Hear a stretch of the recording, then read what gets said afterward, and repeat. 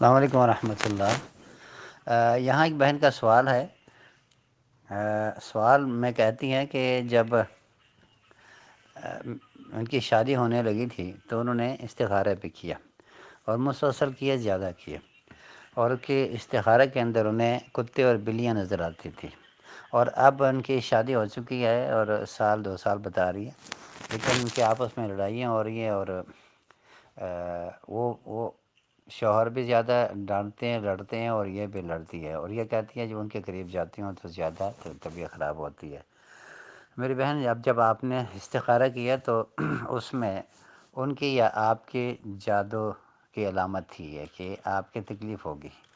اب اس کو اگر دیکھنے کے بعد کسی اچھے عالم سے مشورہ کرتی ہے، پہلے اب علاج کرنا شروع کرتے تو اچھا رہتا ہے۔ اس کے بعد جو نتیجے کے طور پر آپ کا دل میں نہیں کرتا، مطلب لڑتی ہو، قریب جاتی ہو، جو طبیعت خراب ہوتی ہے، اور وہ اس کا بھی دل نہیں کرتا آپ سے اچھی بات کرے، وہ بھی الٹی سیدھی باتیں کرتا ہے، یہ اسی کی علامت ہے۔